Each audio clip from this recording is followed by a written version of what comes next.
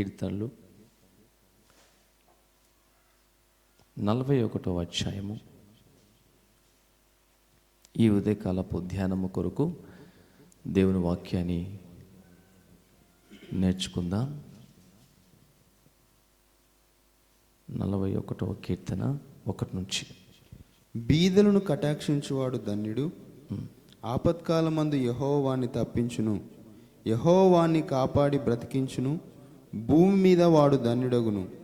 వాని శత్రుల ఇచ్చకు నీవు వాణ్ణి అప్పగింపవు. రోగశయ్య మీద యెహోవా వాణ్ణి ఆదరించును. రోగం కలగగా నీవే వాణ్ణి స్వస్థపరచుదువు. యెహోవా, నీ దృష్టి ఎదుట నేను పాపం చేసి ఉన్నాను. ఆ మాట గమనించండి. బీదలను కటాక్షించువాడు ధన్యులు. ఆమేన్. ఆపత్కాలమందు యెహోవా వానిని తప్పించును.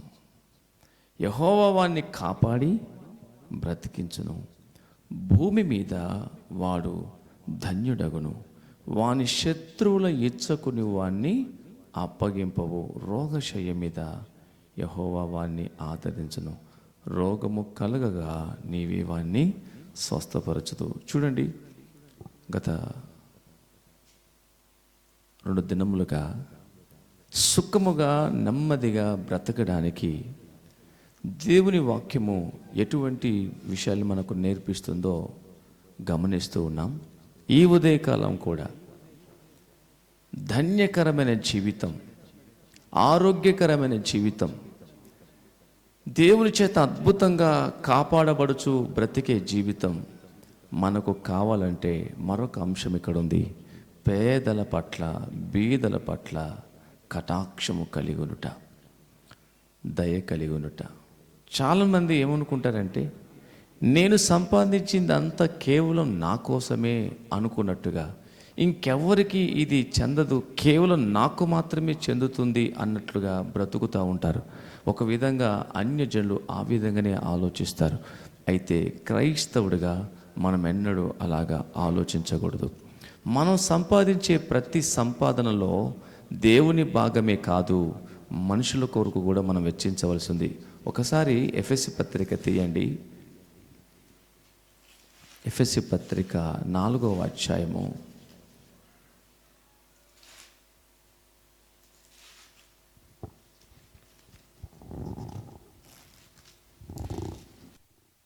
పత్రిక 4వ అధ్యాయము 28వ వచనం. దొంగిలు వాడు ఇక మీట దొంగిలక అక్కరగలవానికి పంచి పెట్టుటకు వీలు కలుగు నిమిత్తం తన చేతులతో మంచి పని చేయుచు కష్టపడవలను. చూసారా? దొంగిలి వాడు ఇక మీట దొంగిలక అంటే అర్థం ఏంటి? ప్రతి మనుషుడు తన చేతులతో, స్వహస్తములతో కష్టపడి పనిచేసి ఏదో ఒక ఉపాధిని కలిగి ఉండాలి.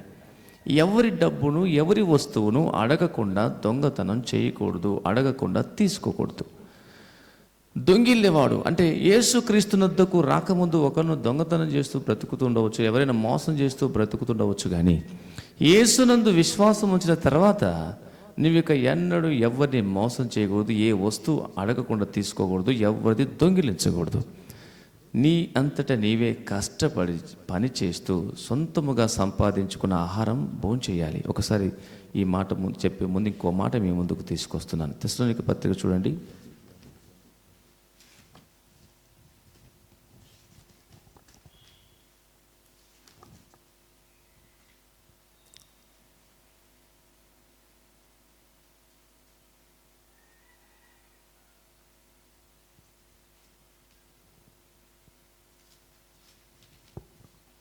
తెస్సలోనికలు 3వ అధ్యాయము 10వ వచనం. మరియు మేము మీ యొద్ద ఉన్నప్పుడు ఎవడైనను పని చేయనొల్లని ఎడల వాడు భోజనము చేయకూడదని మీకు ఆజ్ఞాపించితిమి కదా. మీలో కొందరు ఏ పనియు చేయక పరుల జోలికి పోవచ్చు, అక్రమముగా నడుచుకొనుచున్నారని వినుచున్నాం. అట్టివారు నెమ్మదిగా పని చేయొచ్చు, సొంతముగా సంపాదించుకున్న ఆహారం భుజింపవలని మన ప్రభువైన యేసుక్రీస్తు పేరిట వారిని ఆజ్ఞాపూర్వకంగా హెచ్చరించుచున్నాం. చూసావా, ప్రతి క్రైస్తవుడు సొంతముగా ఒక పని చేయాలి, మంచి పని చేయాలి. సుమి, బ్రతకాలని ఏదో అక్రమమైన పని, అపవిత్రమైన పని, వ్యర్థమైన పని చేసి కుటుంబాన్ని నిన్ను పోషించుకోకూడదు. నువ్వు పనిచేసే పని సమాజం ఆమోదించేదిగా, నువ్వు పనిచేసే పని దేవుడు అంగీకరించే విధిగా, నువ్వు పనిచేసే పని నీ మనస్సాక్షి ఒప్పుకునేదిగా చేయాలి. మోసపూరితమైన వ్యాపారం, మోసపూరితమైన పనులు చేసి నిన్ను నీ కుటుంబాన్ని పోషించుకుంటే అది నీకు శాపంగా మారుతుంది. మంచి పని చేయాలి, సొంతముగా పని చేసి ఆ పని చేయగా వచ్చిన డబ్బుతో మనం భోంచేయాలి. అందులోనే తృప్తి ఉంటుంది.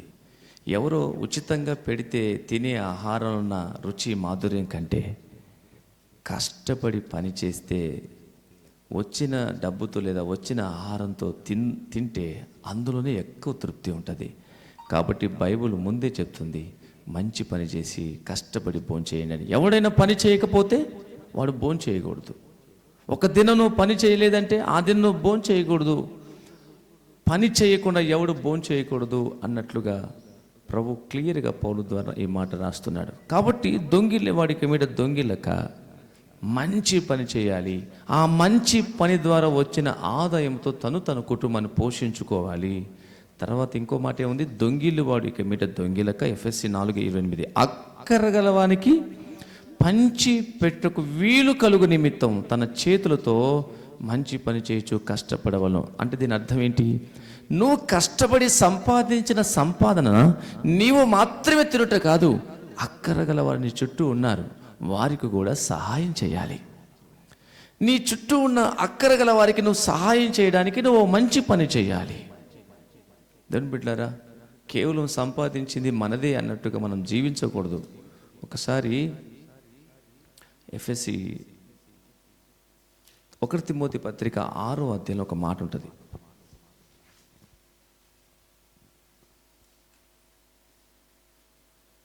17వ వచనము, 18, 19 వచనాల్లో కింద లాస్ట్లో ఉంటుంది. సత్క్రియని ధనము గలవారును ఔదార్యము గలవారును తమ ధనములో ఇతరులకు పాలిచ్చువారునై ఉండవలను అని వారికి ఆజ్ఞాపించుము. సలహా కాదు ఇది, ఆజ్ఞ. సలహా వేరు, ఆజ్ఞ వేరు. నీకు నచ్చితే ఇవ్వు, నీ మనసు ఒప్పుకుంటే ఇవ్వు, లేకపోతే లేదు అన్నది సలహా. ఆజ్ఞ అంటే ఖచ్చితంగా పాటించాలి. అంటే ప్రతి క్రైస్తవుడు కష్టపడి పని చేస్తూ తన సొంతముగా సంపాదించుకున్న ఆహారం భుజిస్తూ తన చుట్టూ ఉన్నటువంటి అక్కరగల వారికి, అవసరతలో ఉన్నవారికి, ఆకలితో ఉన్నవారికి, వస్త్రహీనులుగా ఉన్నవారికి, కృంగిన వారికి, తమ కనీస అవసరాలు కూడా తీర్చుకోలేని వారికి ఖచ్చితంగా నీ చేయి చాపాలి, నీ ధనములో పాలివ్వాలి. This is the command. ఇలాగా బీదలు కటాక్షించువాడు ధన్యుడు. నువ్వు సంపాదించే సంపాదనలో దేవుని భాగమే తీయటం కాదు, ఇంత పేదవారికి కూడా ఒక భాగం ఇవ్వటం నేర్చుకోవాలి. నా మట్టుకైతే దేవుని బిడ్డలారా, ఉద్యోగం వచ్చిన దినం నుండి ఒక 10% పేదల కొరకు ఖర్చు పెట్టడం నేను నేర్చుకున్నా. దేవునికి స్తోత్రంగాను గాక. ఎవరైనా అవసరంలో నా చుట్టూ కనపడినప్పుడు నా సంపాదనలో కనీసం ఒక 10% అయినా పేదల కొరకు ఖర్చు పెట్టాలని నిర్ణయం తీసుకొని అప్పటి నుంచి ఇప్పటిదాకా పేదలు కనపడినప్పుడల్లా వారికి హాస్పిటల్లో కానీ ఏదైనా అవసరంలో కానీ ఉంటే ఏదో విధంగా ఎంతో కొంత సహాయం చేస్తూ వచ్చాను. దేవునికి మాత్రమే, దేవుని పరిచర్యకు మాత్రమే 10% ఇవ్వటం కాదు, దేవుని పరిచర్య కొరకు 10% ఇస్తూ వచ్చాను, పేదలు కూడా 10% ఇస్తూ వచ్చాను. ఆ విధంగా చేయటం వల్ల నేనే ధన్యునైనా. ఆమేన్, హల్లెలూయా. బీదలు కటాక్షించేవాడు ధన్యుడు. వాని ఉపకారంకి యెహోవా ప్రత్యుపకారం చేస్తాడు. పేదలకు ఏదైనా సహాయం చేస్తే అది ఎవరికి ఇచ్చినట్టు చెప్పండి, ఒకసారి తీయండి. అద్భుతమైనటువంటి మాట ఒకటి ఉంది, మీకు తెలియాలి. సామెతలు 19వ అధ్యాయము 17వ వచనం. సామెతలు 19:17. బీదలను బీదలను కనికరించు యెహోవాకు అప్పించు యెహోవాకు అప్పిచ్చు వాని ఉపకారమునకు ఆయన ప్రత్యుపకారము చేయును. గమనించండి, తన కనీస అవసరాలు కూడా తీర్చుకోలేని అంగవైకల్యం గల వారు, గుడ్డివారు, కుంటివారు, మానసిక వైకల్యం కలిగిన బలహీనులు, కుటుంబ పోషణ, కుటుంబాన్ని నెట్టుకొని రాలేని దరిద్రులు చాలామంది ఉన్నారు మన చుట్టూ. అలాంటి వారిని కనికరించి వారికి ఏదైనా సహాయం చేసావనుకో, అప్పు ఇచ్చినావనుకో, ఇచ్చావనుకో, ఎవరికి ఇచ్చినట్టు? యెహోవాకు. దేవుడికి అప్పిస్తే దేవుడు ఉంచుకుంటాడా? చూసావా, దేవుడికి మనం అప్పు ఇవ్వగలమా? దేవుడు ధనవంతులా, మనం ధనవంతులమా? ఆయనే సర్వసంపదల గని. మరి ఆ దేవుడికి అప్పు ఇవ్వడం అనేది మామూలు విషయం కాదు. ఆయన గొప్పవాడికి మనం అప్పు ఇస్తే ఆయనే ఉంచుకోడు. దేవునికి స్తోత్రంగాను గాక. లేమిలో ఉన్నవాడికి అప్పు ఇస్తాడో, తిరిగి ఇస్తాడో లేదా అనుమానం. వాడే దరిద్రత ఉంటే మనకేమి ఇస్తాడని వానికి అప్పు ఇవ్వడానికి భయపడతాం. ఏదైనా వెనుక బ్యాక్గ్రౌండ్ చూసి బాగా ఉందంటే అప్పు ఇవ్వడానికి ఇష్టపడతాం. అందుకే పేదవారికి అప్పు ఇవ్వడానికి ఎక్కువ మంది ముందుకు రారు. ప్రభు ఏమంటుంది దశ, నువ్వు పేదవాడికి అప్పు ఇస్తుంది నాకు ఇచ్చినట్టే, ఖచ్చితంగా తిరిగి చెల్లిస్తా అంటున్నాడు. ప్రత్యుపకారం చేస్తా. ఒకవేళ నువ్వు అప్పు ఇవ్వకుండా ఇంకో విధంగా చేసావనుకో, ఒకసారి సామెతలు 29వ అధ్యాయం అనుకుంటున్నాను.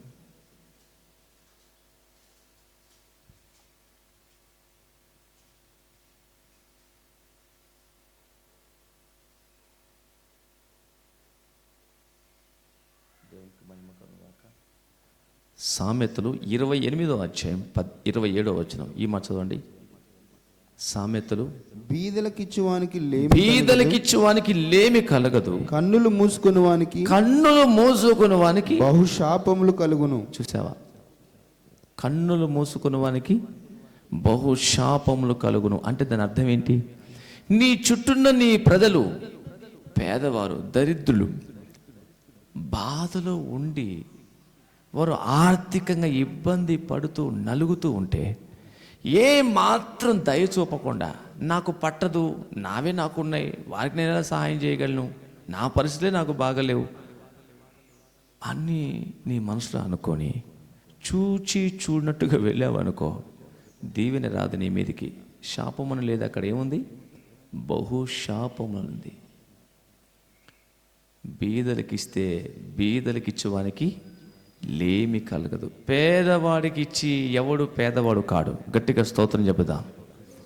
నువ్వు దరిద్రులకు చెయ్యి చాపి పేదలకు చెయ్యి చాపితే నువ్వు పేదవాడవు కావు. పేదవాడికి, లేమిలో ఉన్నవాడికి చెయ్యి చాపితే నువ్వు ధనవంతుడు అవుతావు. బైబిల్ ఉంటుంది, నీళ్లు పోయేవారికి నీళ్లు పోయేవాడు, ఔదార్యం గలవారు పుష్టినందులు. ఔదార్యం అంటే ఇతరులకు సహాయం చేసే గుణం. ఇతరులకు నువ్వు సహాయం చేయడం ద్వారా, బీదల్ని కటాక్షించడం ద్వారా, లేమిలో ఉన్న వారిని ఆదుకోవడం ద్వారా నువ్వే దీవించబడతావు. నీవు నీళ్లు పోస్తున్నావు, నీకు నీళ్ళే పోస్తాడు దేవుడు. నీ చుట్టూన్న వారు కూడా నీళ్ళే పోస్తారు. నేను కూడా నా సేవ జీవితంలో దేవుని సేవకులకైనా పేదవారికైనా ఎక్కువగా చెయ్యి చాపే మనసు నాకుండేది. ఇప్పటికీ ఆ మనసు పోలేదు. దేవునికి మహిమ కలుగుగాక.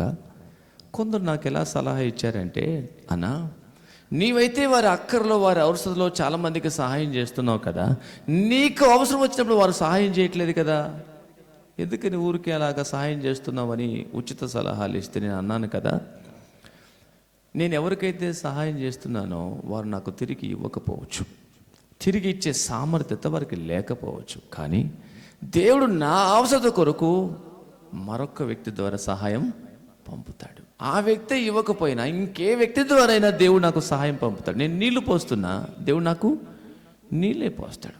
నేను ఎదుటివాడి మీద రాళ్ళు విసిరినాను అనుకో, నా మీదకి ఏం విసురుతారు? రాలే విసురుతారు. కాబట్టి ఏం విత్తుతామో అదే కోస్తాం. నేను ఆ సలహాలు పాటించలే. పేదవాడి ఆకలి తీరిస్తే, పేదవాడి శరీరాన్ని కప్పితే, అక్కలున్న ప్రజలకు సహాయం చేస్తే హృదయంలో కలిగే ఆనందమే వేరు. దేవునికి స్తోత్రం కలుగుగాక. బీదలు కటాక్షించేవాడు ధన్యుడు. అవును, నేను పేదరికలు ఉన్నప్పుడు నా సరుకుల కొరకు 100 రూపాయలు ఉన్నాయి.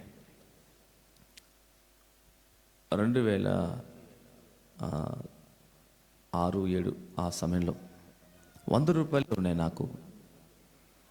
ఒక ఆమె మా ఇంటికి వచ్చింది. వాళ్ళ ఆయనకు అనారోగ్యం ఉంది, హాస్పిటల్ చూపించుకోవడానికి డబ్బులు లేవని మా అమ్మని అడుగుతుంది. మా అమ్మ దగ్గర లేవు. ఆ మాటలు విని ఇంకెవరైనా ఉంటే ఏనైనా బలహీనంగా ఉన్నాడు, హాస్పిటల్కి వెళ్ళాలని చెప్పి బతిమాలుతుంది. నా సరుకులు తెచ్చుకోవాలి కదా, నేను కొనుక్కోవాలి కదా అని నేను ఆశతో పెట్టుకున్నాను. కానీ ఆమె అడిగితే నా హృదయం కరిగి ఆ 100 రూపాయలు ఆమె చేతిలో పెట్టిన. అప్పుడు నాకేమీ లేదు, చదువుకుంటున్నాను.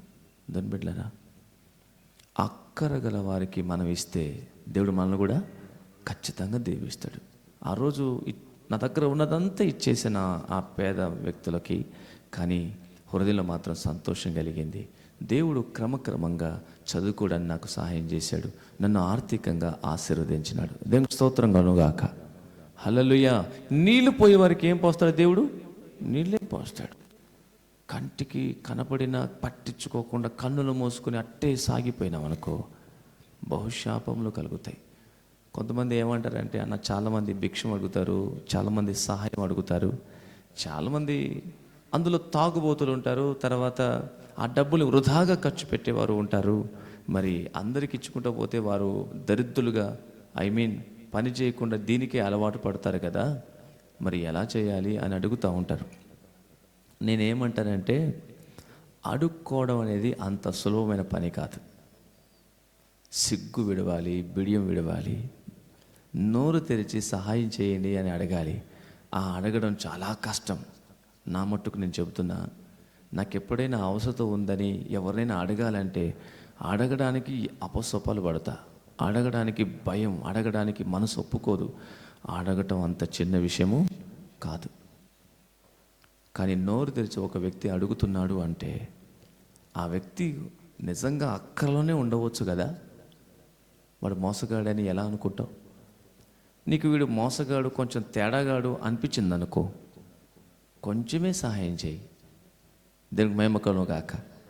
లేదు జెన్యూన్గానే ఉన్నాడు అనిపించింది అనుకో, నువ్వు చేయగలిగింది చెయ్యి. కానీ నువ్వు ఇచ్చే వ్యక్తి పాపం నిజంగా అక్కరలో ఉండి అడగవచ్చు కదా. అందరూ దొంగలు అనుకొని ఎవరికి ఇవ్వకుండా పోతావేమో. ఆ విధంగా నువ్వు కూడా దీవించబడవు. నోరు చెయ్యి చాపి నోరు తెరిచి అడుగుతున్న వ్యక్తి నిజంగా అడుగుతున్నాడో, వేషం వేసి అడుగుతున్నాడో, ఆత్మగైన మనుషులైతే గుర్తుపడతారు. నీకు అంతగా గ్రహింపు లేదనుకోండి, అందరూ దొంగలు అనుకుని ఎవరికి ఇవ్వకుండా పోయే ప్రమాదం ఉంది కదా. కాబట్టి డౌట్ ఉన్న వాడికి కొంతైనా సహాయం చేయి. ఇతడు నిజంగా అక్కర్లో ఉన్నాడు అనిపిస్తే నీ మనసులో నువ్వు ఎంత ఇవ్వాలనుకున్నావో అంత ఇవ్వు. అలా బీదలకి ఇచ్చడం ద్వారా నువ్వే దీవించబడతావు. లేదా నీ గ్రామంలో, నీ ప్రాంతంలో, నీ చుట్టూన్న వారిలో అక్కర కలిగి తినడానికి ఆహారం లేక, కట్టుకోవడానికి వస్త్రం లేక, ఉండడానికి కూడా సరిగా లేక ఇబ్బంది పడుతున్న వారు ఎవరైనా నీ కంట పడితే నువ్వు చేయగలిగింది చెయ్యి. నువ్వు చేయకపోయినా చేసేవారితోనన్నా మాట్లాడి చేయించు. ఇలాగా పేదల్ని బీదల్ని కటాక్షిస్తే వారు ధన్యులవుతారు. నువ్వు మౌనంగా నోరు మూసుకున్నావు అనుకో, కన్నులు మూసుకున్నావు అనుకో, బహుశాపాలు కలుగుతాయి. అవి మనకు దూరం అగునుగాక. ఒక మాట చెప్పి నేను ముగిస్తున్నాను. 1 యోహాను పత్రిక 3వ అధ్యాయము, 1 యోహాను పత్రిక 3వ అధ్యాయము 17. ఈ లోకపు జీవనోపాధి గలవాడై తన సహోదరునికి లేమి కలుగుట చూచి అతని ఎడల ఎంత మాత్రమును కనికరము చూపని వాని యందు దేవుని ప్రేమ ఎలాగూ నిలుచును. చిన్న పిల్లలారా, మాటతోను నాలుకతోను కాక క్రియతోను సత్యముతోను ప్రేమింతుము. కొంతమంది దేవుని ప్రేమిస్తున్నాము అంటారు, కానీ దేవుని పిల్లల్ని ద్వేషిస్తారు. దేవుని ప్రేమిస్తున్నాము, మా సహోదరుని కూడా ప్రేమిస్తున్నాము అంటారు, కానీ సహోదరునికి లేమి కలుగుట తెలియకపోతే వేరే విషయం. తెలిసి చూచి కూడా అతని ఎంత మాత్రం కనికరం, జాలి, దయ చూపకపోతే నీ ప్రేమ ఒట్టిదే కదా. కేవలం మాటతో కాదు, క్రియతో ప్రేమించాలి. మాటతో నాలుకతో కాదు, సత్యముతో క్రియతో ప్రేమించాలి. బీదల్ని కటాక్షిస్తే నువ్వు పుష్టి పొందుకుంటావు. ఇన్ కేస్ నువ్వు రోగశయ్య మీద పడితే కూడా దేవుడే వచ్చి నేను స్వస్థపరుస్తాడు. ఆమేన్. ఆపత్కాలంలో ఇరుక్కుంటే అద్భుతంగా ఆయన కాపాడుతాడు. భూమి మీద నువ్వు ధన్యుడు అవుతావు. బీదల్ని కటాక్షిస్తే నువ్వు ఆరోగ్యం పొందుకుంటావు. బీదలను కటాక్షిస్తే నువ్వు ఐశ్వర్యవంతుడు అవుతావు. బీదల్ని కటాక్షిస్తే నువ్వు ధన్యుడు అవుతావు. బీదల్ని కటాక్షిస్తే నువ్వు ఉన్నతుడు అవుతావు, ధన్యుడు అవుతావు. చాలామంది లేమిలో ఉంటారు. కారణం ఏంటంటే ఎవ్వరికి చెయ్యి చాపరు, పిసినిగా లోబిగా ఉంటారు. తెలుసా, లోబితనం కూడా విగ్రహారాధనంత భయంకరమైన పాపమని ఒకసారి ఎఫెసీ పత్రిక చూడండి 5వ అధ్యాయం. కొంతమందికి లోబిగా ఉంటే ఏముందిలే అనుకుంటారు. లోబితనం వేరు, పొదుపు వేరు.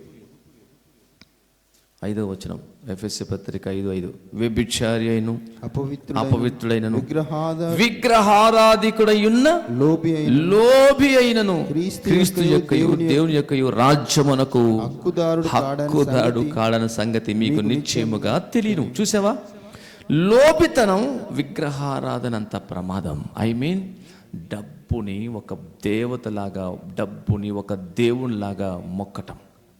అలాంటి వారు కూడా జీవము గల దేవుని మీద నమ్మకం ఉంచక విగ్రహం లాంటి డబ్బు మీద నమ్మకం ఉంచారు. కాబట్టి అలాంటి వారు దేవుని రాజ్యంలో వెళ్ళరు. ఔదార్యం గల వారే పుష్టిగా ఉంటారు.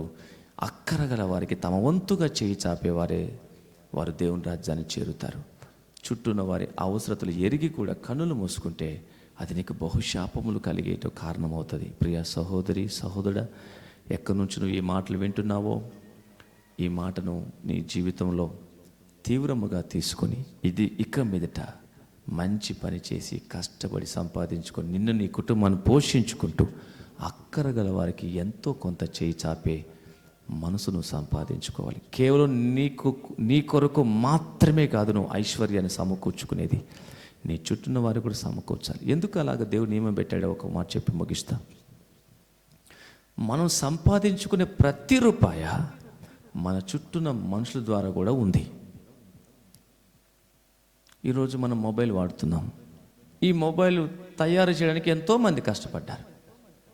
మనం ఏ వస్తువు కొనాలన్నా ఆ వస్తువు తయారు చేయడానికి ఎంతోమంది ప్రయాసం ఉంది. కేవలం మనం ఒక్కరమే ఈ భూమి మీద బ్రతకలేం. మనుషుడు సంఘజీవి. నలుగురు ద్వారానే మనం బ్రతుకుతాం. కాబట్టి నలుగురికి సహాయకరంగా ఉండాలి. నలుగురు వల్లే మనం సంపాదించుకుంటాం. కాబట్టి నలుగురు అక్కర్లో మనం సహాయం చేయాలి. ఈ సమస్త చరాచర సృష్టి దేవుడే మనకి ఇచ్చాడు. ఈ నేల దేవుడు ఇవ్వకపోతే పంట ఎలా పండించగలవు? వర్షం దేవుడు పంపకపోతే నీ పని ఎలా చేసుకోగలవు? నిన్ను దేవుడు దీవిస్తున్నాడు, దేవుడు నీకు సహాయం చేస్తున్నాడు. కాబట్టి నువ్వు కూడా నలుగురికి సహాయం చేయాలి. నువ్వు మరొక్కరి సహాయం ద్వారా నువ్వు ఈ స్థాయికి వచ్చావు. నువ్వు కూడా మరొక్కరికి సహాయం చేసే స్థితిలో ఉండాలి. నువ్వు కేవలం తీసుకునేవాడిగానే ఉండకూడదు, ఇచ్చేవాడిగా కూడా ఉండాలి. పుచ్చుకున్నట కంటే ఇచ్చుట ధన్యమని అపోస్తుల కార్యంలో పౌలు చెప్పాడు. ఎంతసేపులు జలగలాక ఇమ్ము ఇమ్ము అంటమే కాదు, ఇవ్వటం కూడా నేర్చుకోవాలి. ఇమ్ము అని అడగటమే కాదు, ఇతరులకి ఇవ్వడం కూడా నేర్చుకోవాలి. జలగకు ఇమ్మని ఇద్దరు కూతుర్లు కలరంట. అంటే కూతురు ఎందుకన్నారంటే కూతుర్లు ఎక్కువగా ఇవ్వు అని పుట్టింటికి వచ్చి అడుగుతూ ఉంటారు. కాబట్టి జలగలాక ఇమ్ము అని అనటమే కాదు, ఆ కుటుంబం నీకు ఏం మేలు చేసిందో ఆ కుటుంబానికి నువ్వు తిరిగి ఇవ్వటం కూడా నేర్చుకోవాలా. క్రైస్తవుడు ఇవ్వటంలోనే ఆనందాన్ని వెతుకుతాడు. ఇవ్వడమే దీవెన. అందుకనే మిషనరీలు, భక్తులు, దేవుని రాజ్యం కొరకు యథార్థముగా నడిచే సేవకులు తమ జీవితాలను సైతం సాక్రిఫైస్ చేశారు. తమకు కలిగిన స్థిరాస్తుల్ని అమ్మి పేదల కొరకు సహాయం చేశారు. క్రైస్తవ ప్రేమే అటువంటిది, క్రైస్తవ మార్గమే అటువంటిది.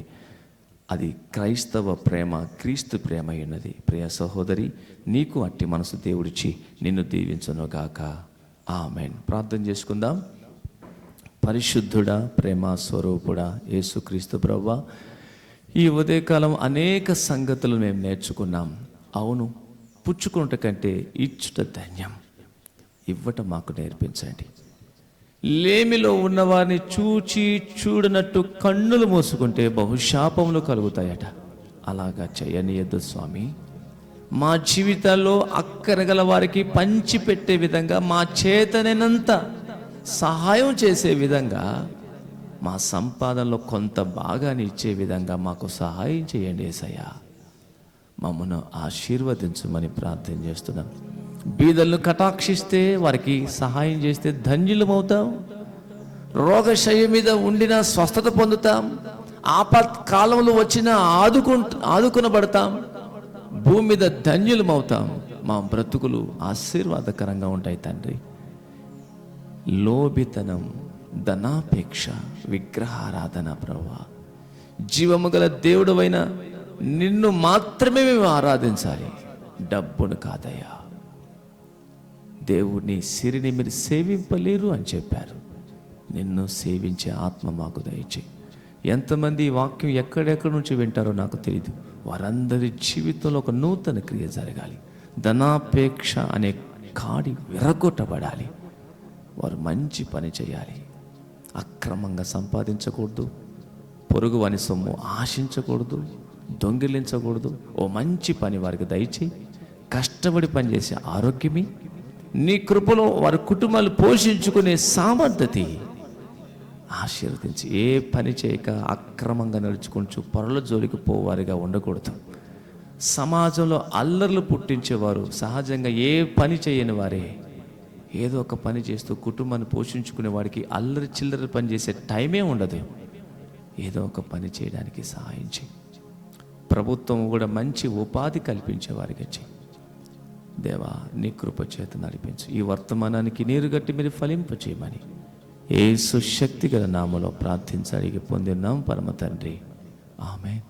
మన తండ్రి దేవుని ప్రేమ, మన ప్రభును రక్షకుని యేసుక్రీస్తు కృప, పరిశుద్ధాత్మ దేవుని శక్తి సావాసం సకల పరిశుద్ధులకు మనకును తోడయుండి సర్వ సత్యములకు నడిపించి దీవించి కాపాడును గాక. ఆమేన్.